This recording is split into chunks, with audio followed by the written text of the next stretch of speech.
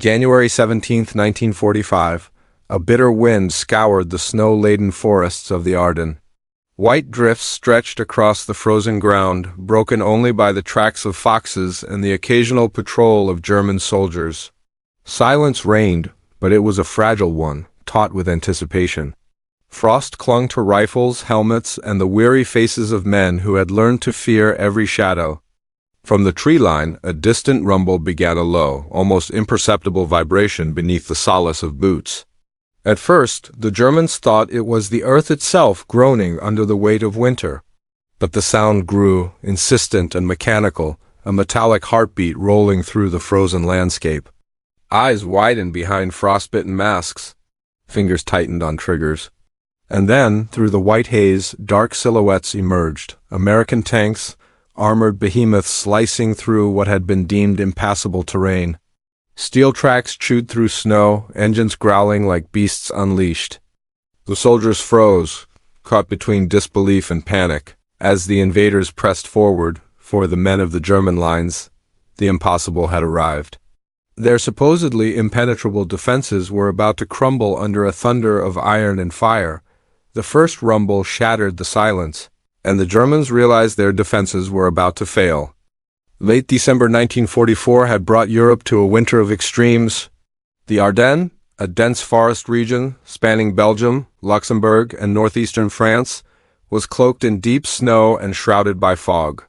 The terrain was narrow, winding, and heavily forested, ideal for defensive operations. For the German army, this natural barrier was more than geography. It was confidence. They believed their positions were unassailable, that the Americans could not mount a significant armored assault through the frozen, tree-choked valleys.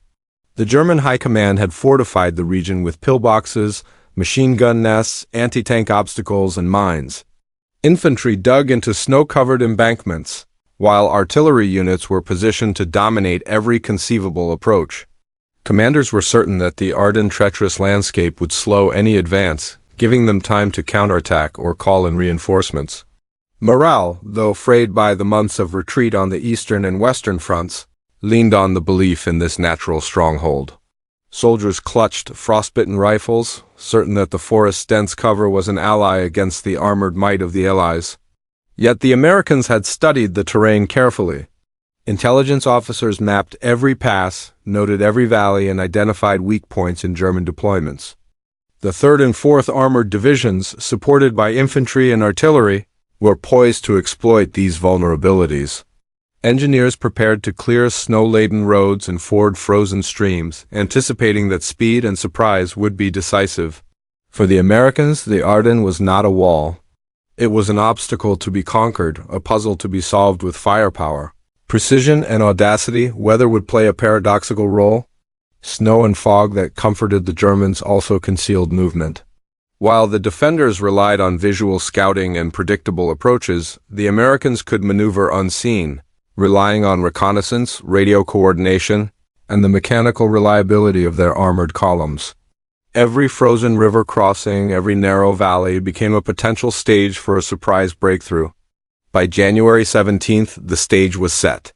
German officers inspected snow-laden positions with a false sense of security. The landscape seemed to confirm their belief in invincibility. Meanwhile, American commanders were finalizing routes, timing, and support schedules. Every tank, every infantry squad, every artillery piece had a purpose.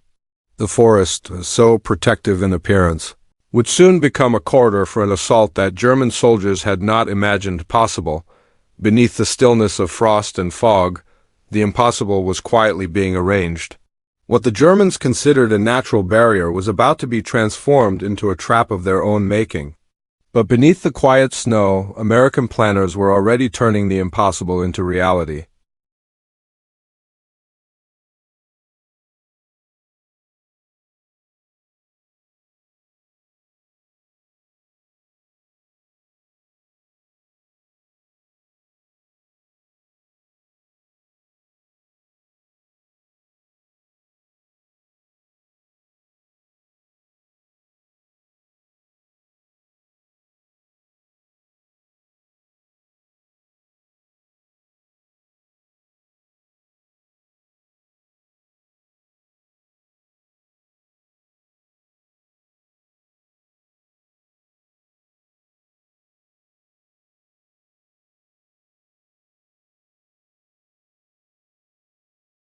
By mid-January 1945, the Ardennes was a theater of high tension.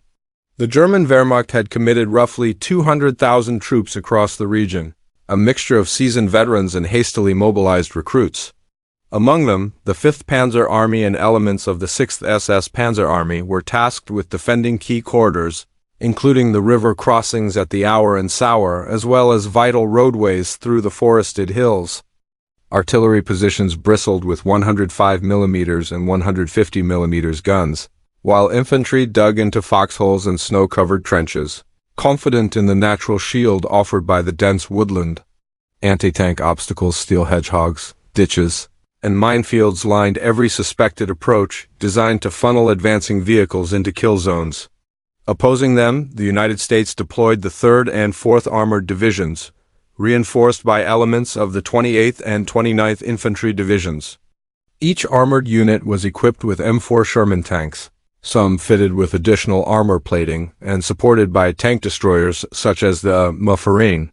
Engineers accompanied the columns, ready to remove obstacles and construct temporary bridges over frozen streams. Artillery batteries, including the formidable 155 mm howitzers, prepared indirect fire missions to soften German positions ahead of the armored push. The Americans also benefited from superior logistics. Fuel and ammunition were stockpiled meticulously, enabling sustained operations in temperatures that could drop to 15 degrees Celsius. Intelligence played a decisive role. Reconnaissance units had spent weeks mapping German deployments, noting patrol patterns, observation posts, and weakly defended sectors. Aerial reconnaissance had been limited by fog and snow, but radio intercepts provided a clearer picture of enemy strength and positioning. Commanders identified gaps in the German line, narrow valleys, frozen streams, and forested hills that were thought impassable and planned to exploit them. Surprise and speed were essential. A direct frontal assault would be costly, but a concentrated, armored thrust through these overlooked paths promised to collapse German defenses before they could respond. German commanders, confident in their positions, had underestimated the Americans' ability to traverse the frozen terrain. Snow and ice, which they believed would slow any advance, were instead leveraged by U.S. planners. Tanks moved in column formation along concealed forest tracks. Infantry moved parallel, prepared to support or exploit breaches. At dawn, American engineers quietly cleared the first obstacles, while artillery batteries held fire to maintain the element of surprise. Morale on both sides added a psychological layer to the unfolding battle. German soldiers had endured months of retreat and constant skirmishes, and while their confidence rested in the natural barrier of the Ardennes, uncertainty simmered beneath the surface.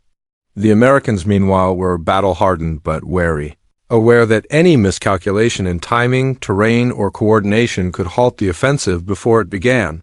For commanders on both sides, the frozen forest was not only a physical battleground but a mental one, a test of nerve, planning, and adaptability under extreme conditions. By late morning, the forces were in position. German troops manned their defensive lines, eyes scanning for movement beyond the tree line, fingers taut on triggers. American armored columns waited in concealed positions, engines humming softly beneath layers of snow and camouflage. The stage was set, one side confident in natural defenses, the other relying on audacity, coordination, and the technological edge of mechanized warfare. The tension was almost palpable. Every soldier on either side felt it. The quiet before the storm, the anticipation of the moment when the impossible would collide with reality. The battlefield was set, but how it unfolded depended on more than mere numbers. This naturally sets up the angle section where we explore the human, tactical, technological, and leadership perspectives in depth, for the German soldiers huddled in snow-filled trenches. The winter of 1945 was relentless. Frost had become an invisible enemy, stiffening limbs, numbing fingers, and sapping energy. Yet it was not the cold that held them in the forest that morning, it was the tension. Eyes scanned the tree line, rifles gripped with ice-bitten fingers, waiting for the slightest hint of movement. Many had been stationed here for weeks, rotated from other fronts, yet none expected the Americans to attempt an armored advance through terrain considered impassable. The soldiers whispered quietly, almost afraid to speak, clinging to routines and drill as if familiarity could stave off disaster. Fear, however, was a silent companion. The first distant rumble of engines caused heads to snap toward the forest edge. Soldiers froze, disbelief flickering across faces hardened by months of combat. Orders from officers were received mechanically, without the usual confidence. For the men in the trenches, the notion of an impenetrable line had been more than strategy, it was a lifeline. The forest had lulled them into complacency, and now the illusion was beginning to fracture. On the American side, the human element was equally critical but manifested differently. Tank crews endured cramped, freezing interiors, their breath fogging in the metallic cabins. Drivers, gunners, and loaders communicated through clipped commands, honed to respond instantly under fire. Infantry units accompanying the tanks moved in synchronized patterns, aware that any misstep could expose them to ambush or artillery, yet morale was high. Months of preparation, reconnaissance, and rehearsals had instilled confidence. These men were trained to trust both their machines and each other, to execute maneuvers that would turn terrain into advantage. Tactically, the battlefield presented paradoxes. The forest, snow-laden and narrow, was an obstacle that could halt movement, yet it also offered concealment. German planners had assumed tanks would be slowed, funneled into open areas, and easily targeted by artillery. But American commanders exploited the very terrain that was meant to protect the defenders. Tank columns moved along hidden forest tracks, coordinated with infantry squads advancing in parallel.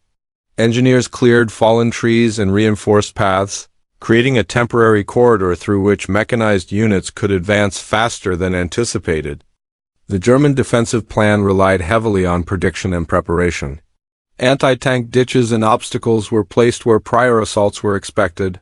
Trenches were oriented toward anticipated firing zones. Artillery pieces had pre-calculated fields of fire. But the Americans' tactical innovation rendered much of this obsolete. By using unexpected routes and timing the assault under the cover of fog, American forces reduced the effectiveness of entrenched defenses. Each advance was measured, supported, and meticulously coordinated to prevent the defenders from regaining control of the battlefield. The human and tactical angles intertwined.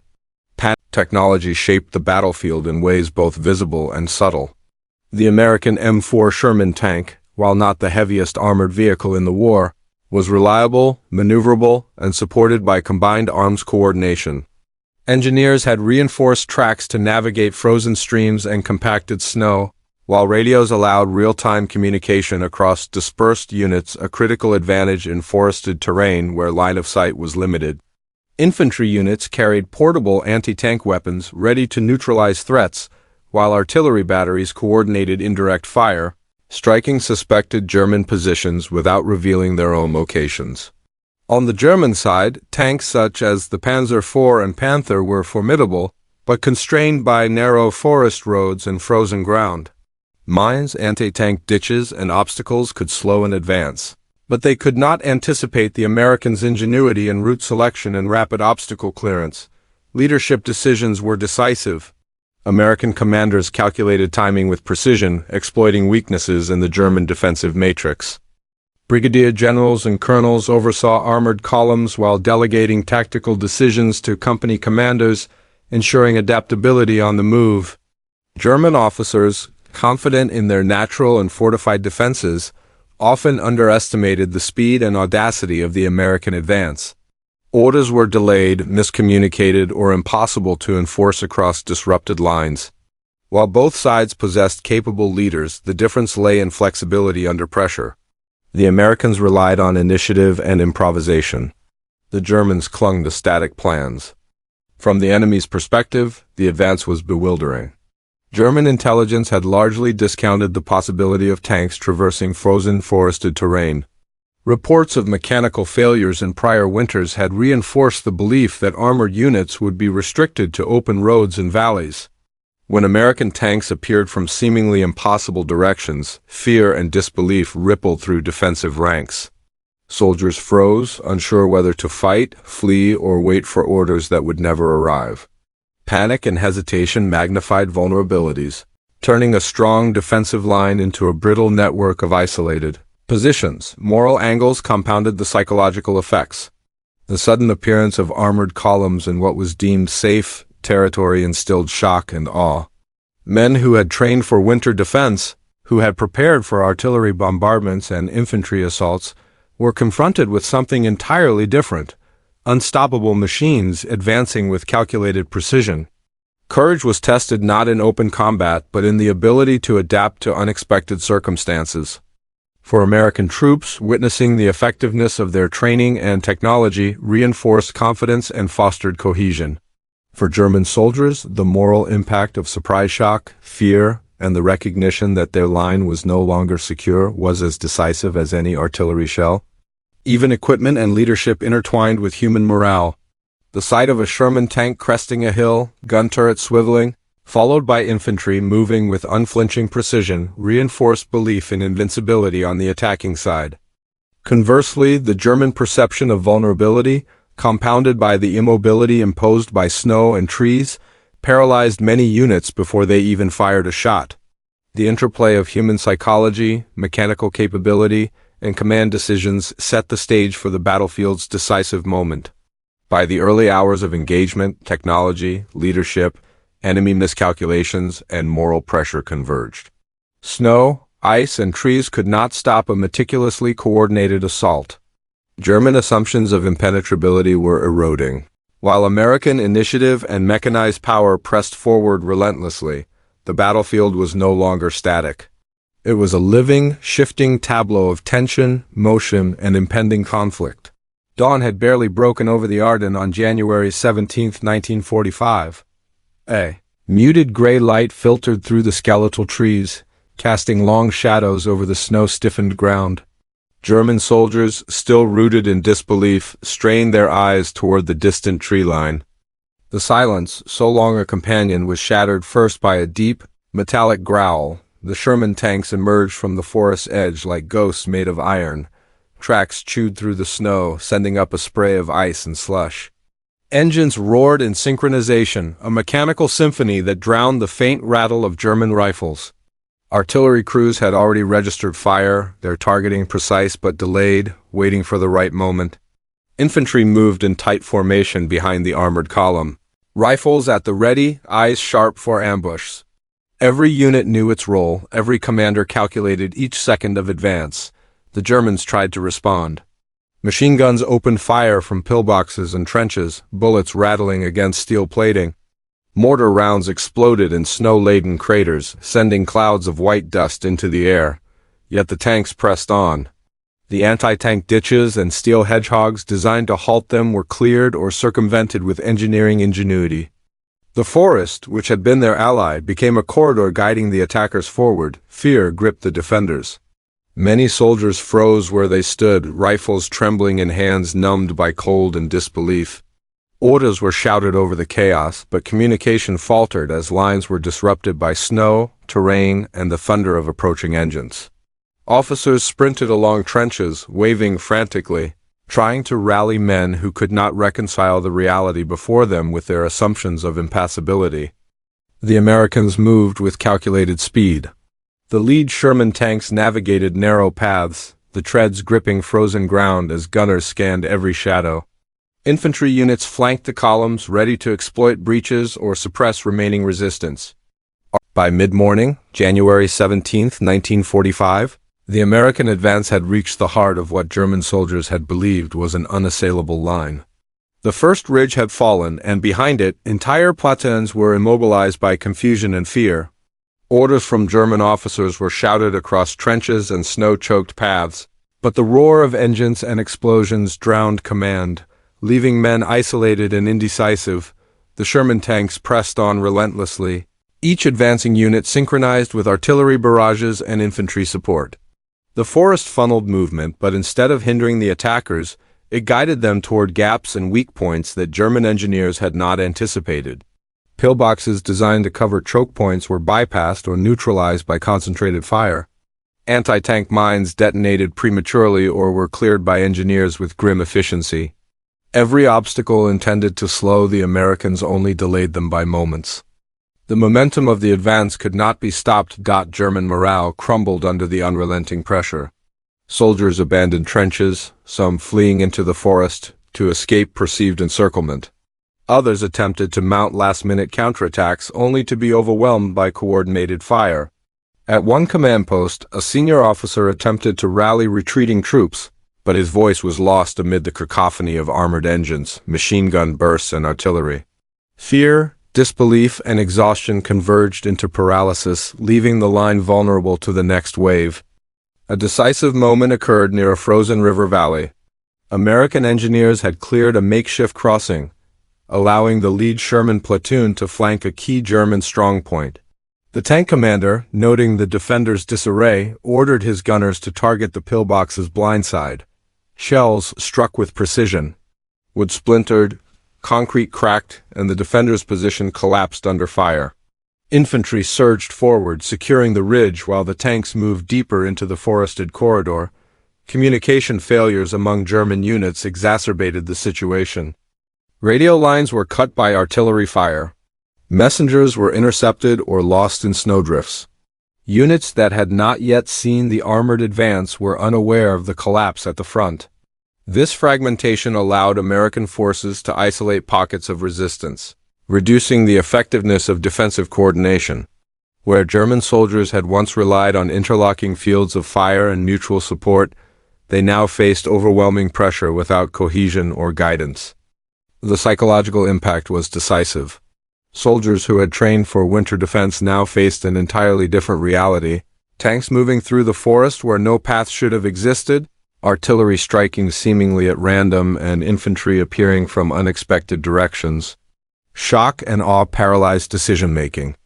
Even experienced officers struggled to adapt, realizing too late that the assumptions underlying their defensive strategy had been fatally flawed.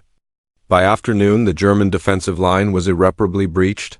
Sherman tanks and supporting infantry had advanced several kilometers, capturing key crossroads, observation posts, and artillery positions. Casualties were mounting, and units attempting to regroup found themselves surrounded or forced to retreat under fire. The forest, long relied upon as a shield, had become a corridor for destruction. The first taste of panic had become rout. Discipline disintegrated in the face of unrelenting mechanized assault. The Americans, however, moved with remarkable coordination.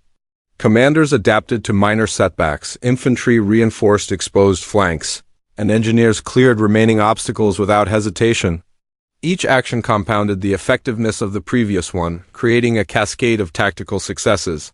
By evening, the impenetrable German positions had been shattered, and the Americans had secured significant strategic ground with minimal delay. The decisive moment was not defined by a single explosion or act of heroism, but by the convergence of human, mechanical, and tactical elements: coordinated armored movement, precise artillery fire, disciplined infantry support, and the psychological collapse of the defenders. The Ardennes, a natural fortress of snow, ice, and trees, had been transformed into a stage for one of the most dramatic breakthroughs of the winter campaign. As night fell, the battlefield bore the marks of this sudden and unstoppable advance. Snow was churned into mud, trenches were abandoned, and smoke curled from destroyed vehicles. The immediate shock of the breakthrough rippled far beyond the frozen forests. German command, already stretched thin on multiple fronts, faced a crisis of confidence. The collapse of what was considered an impenetrable defensive line forced a rapid reassessment of troop deployments, supply routes, and command priorities. Reinforcements were rushed from secondary positions, but coordination was slow and confusion reigned. The Ardennes, once a bastion of security, now became a conduit for American momentum into the heart of German territory. Psychologically, the impact was profound. German soldiers, many of whom had been hardened by years on the eastern and western fronts, experienced a rare, paralyzing fear. The idea that a determined, coordinated force could advance through the forest with relative ease shattered the illusion of invulnerability. Reports from officers described men frozen in place, unable to act decisively even when faced with nearby threats. Panic spread more quickly than bullets, and the breakdown of discipline magnified the effectiveness of the American assault. For American troops, the psychological boost was equally significant. Witnessing the effectiveness of coordinated armored and infantry operations reinforced confidence in their training, leadership, and equipment. Soldiers gained a tangible sense that meticulous planning, combined with audacity, could overcome even the most daunting natural and man-made defenses. Commanders noted in field reports that morale soared, bolstering performance in subsequent engagements and instilling belief that rapid, decisive breakthroughs were possible in conditions previously thought prohibitive. Strategically, the breakthrough disrupted German operations across the Ardennes. Supply lines were severed or rerouted, artillery support became less effective, and the defensive network was compromised. Retreating units abandoned equipment and positions, creating additional logistical and tactical challenges. American commanders were able to exploit these weaknesses, advancing with minimal resistance in sectors that had previously been considered secure. The loss of terrain not only impacted immediate combat capability, but also had longer-term implications for the defense of the Western Front. The episode also revealed the limitations of static defense in modern mechanized warfare. Terrain that had once provided a natural advantage could be rendered irrelevant by innovation, coordination, and superior mobility.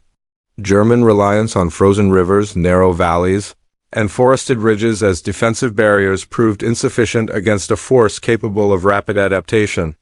Lessons learned in these days would influence post-war military doctrine, emphasizing flexibility, combined arms coordination, and the psychological dimensions of battlefield operations. The human cost extended beyond casualties.